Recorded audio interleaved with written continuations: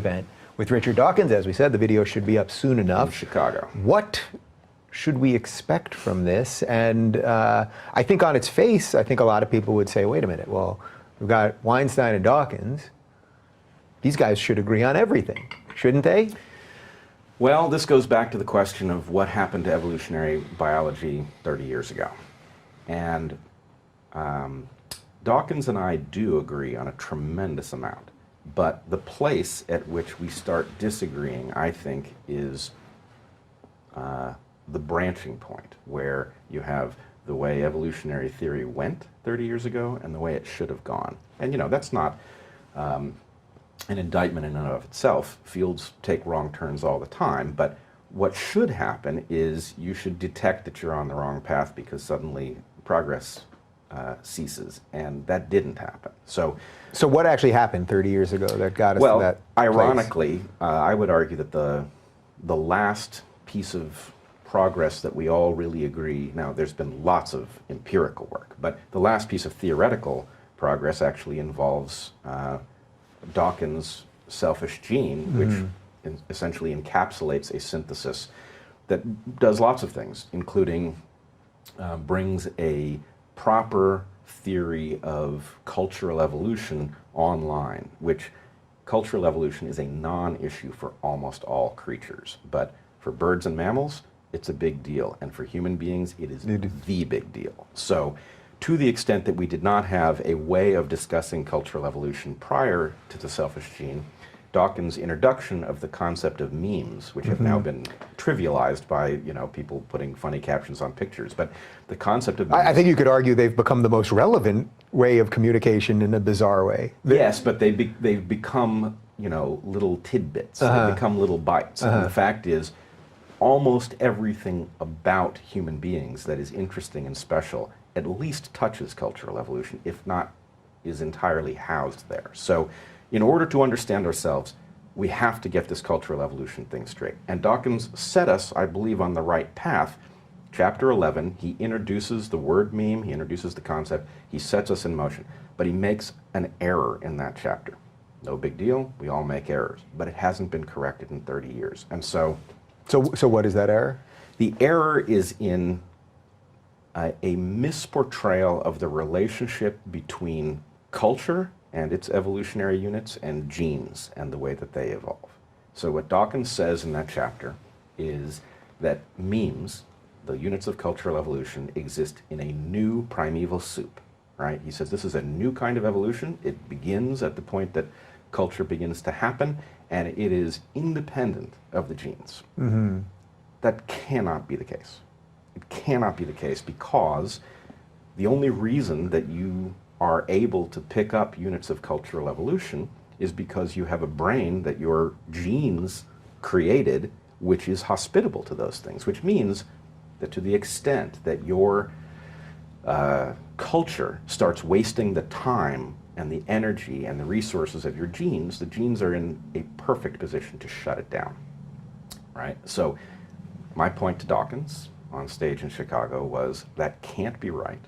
And if you make an adjustment to the theory that you, Dawkins, presented in 1976, if you adjust it correctly, you discover that many things that are paradoxical about cultural evolution are no longer paradoxical, and many things about human beings are suddenly tractable. So can you give me an example of that? I can give you the ultimate example. I will accept that one. So the ultimate example has to do with religion and things that function like it. So if you think about, you know, this is the antithesis of some little picture with a caption on it, right? You imagine Catholicism, for example. Catholicism is a set of beliefs that has profound implications on the way that believers deploy their efforts, their resources, the things that they elevate, the things that they eschew, all of that. So the question is why, right? So Dawkins and I would agree there is no supernatural explanation necessary to interpret what is taking place on Earth or anywhere else in the universe. You don't need a supernatural explanation if you were trying to explain phenomena. So why is it that people who hold a belief that supernatural forces are at the heart of human affairs, why are those people so successful historically? That's the question.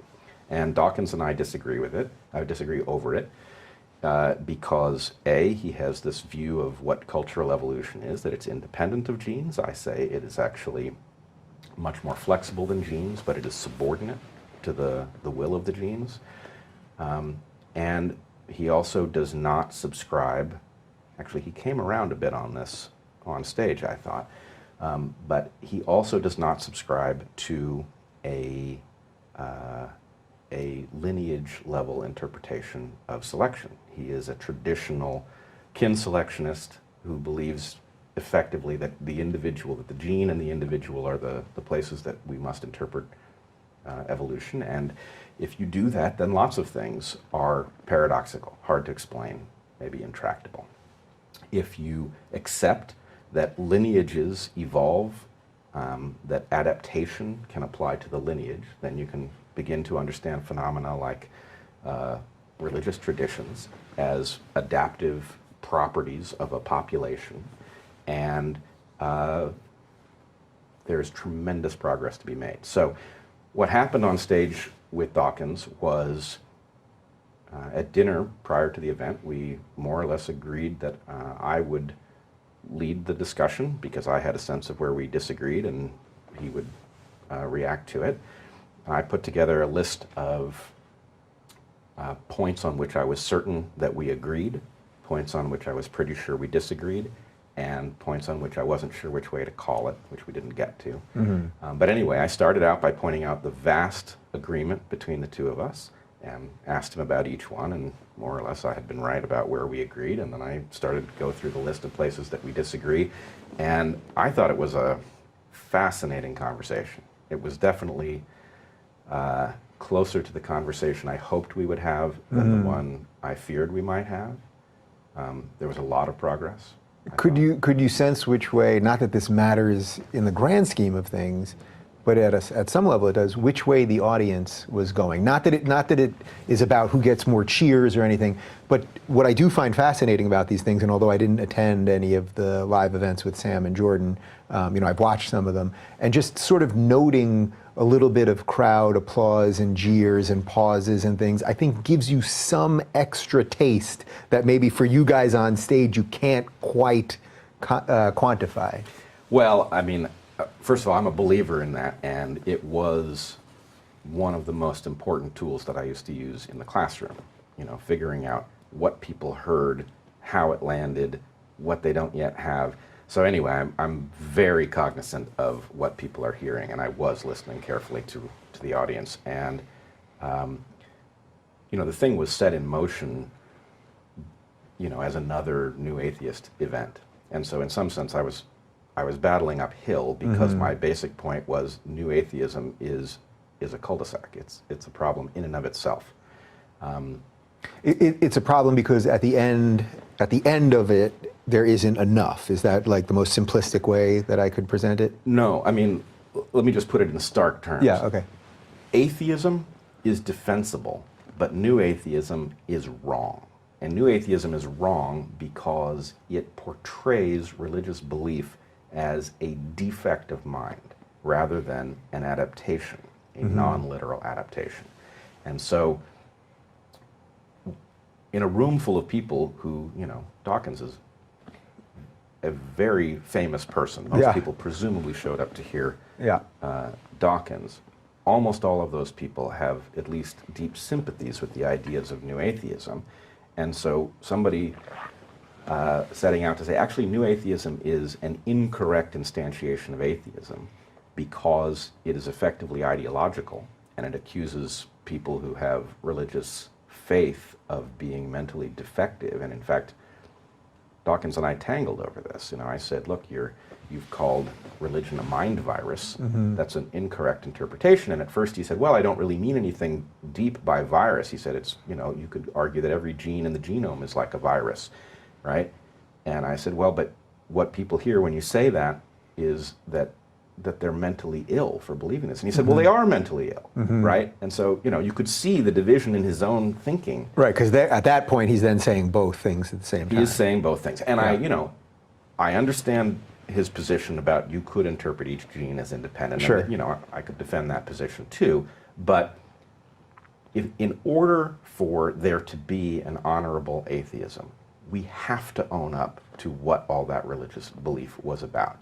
And then, and this is a place that I get into an easier pickle, but a pickle with Peterson as well, is the question of, if we acknowledge that religious belief is adaptive, then all of the things that are true of adaptive phenomena kick in. And the most important one is that adaptive phenomena are not timeless.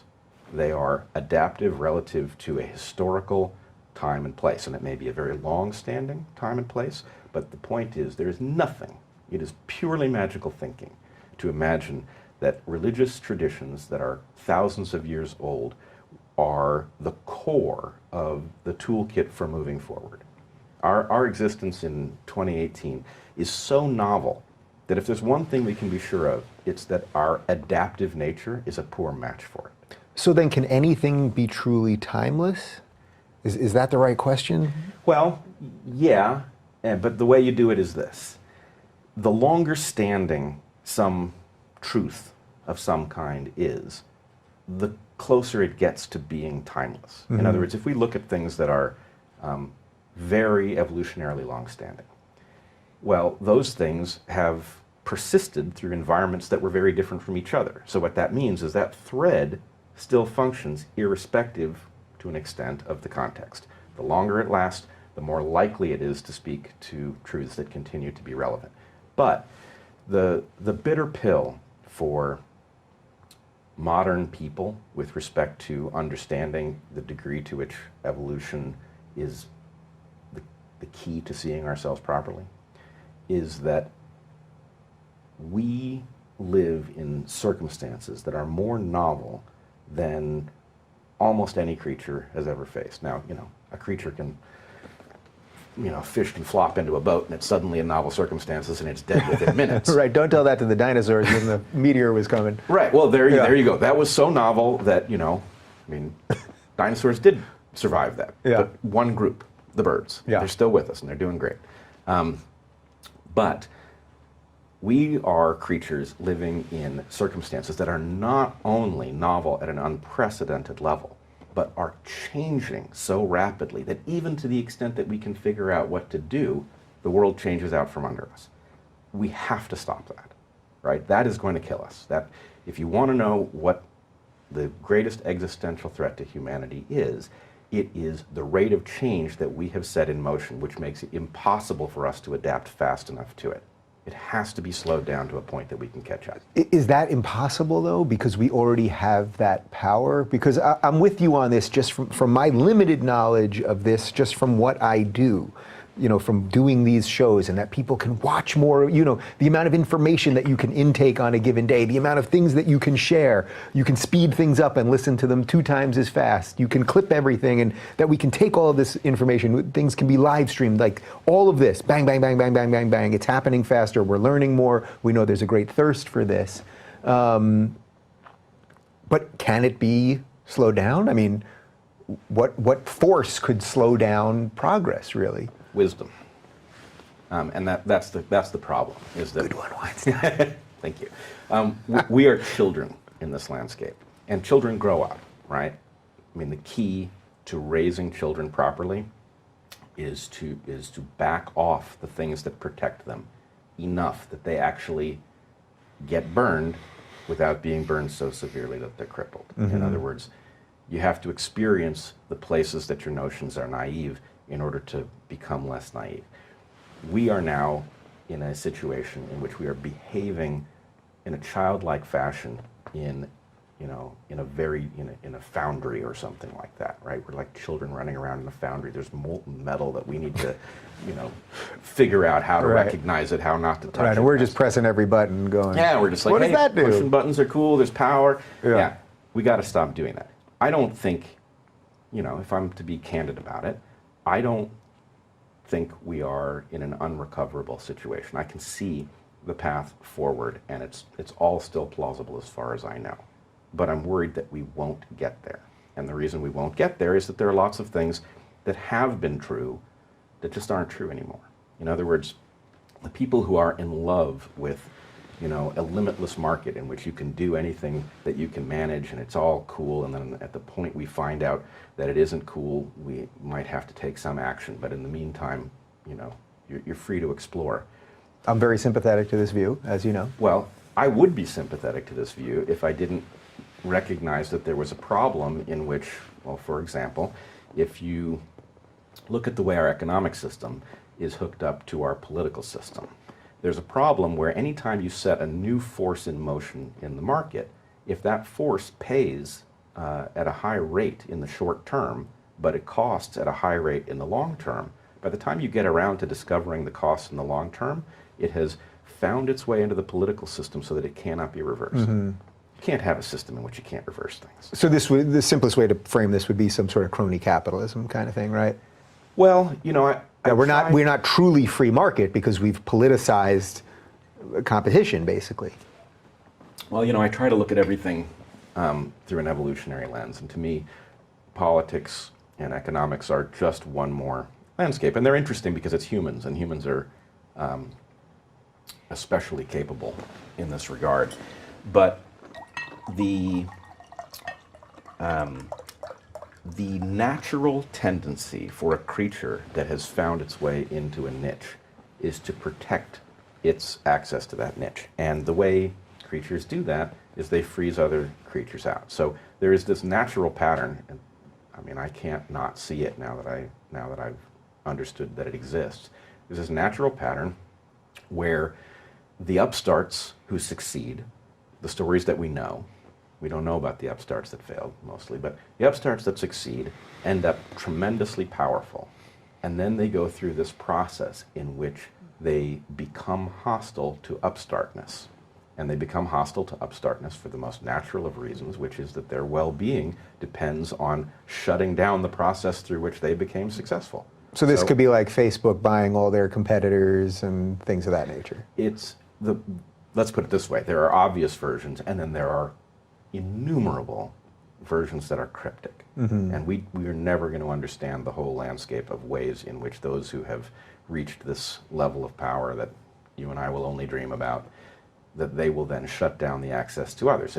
It's like there's I don't even want to call it a conspiracy because it doesn't have to have any consciousness to it at all, but there is a tendency for those who have succeeded to shut down the mechanism through which they succeed. I mean, you can see this with people frequently remarking on the fact that immigrants are often not that wildly enthusiastic about further immigration. Mm-hmm. Why is that? For obvious reasons. You know, you're talking about, do people who've just entered at the bottom of the economic ladder want more competition? Well, mm-hmm. There's a tension between what people should want, but you shouldn't imagine that there's some immigrantness that necessarily has you favorable to anybody else who has that label.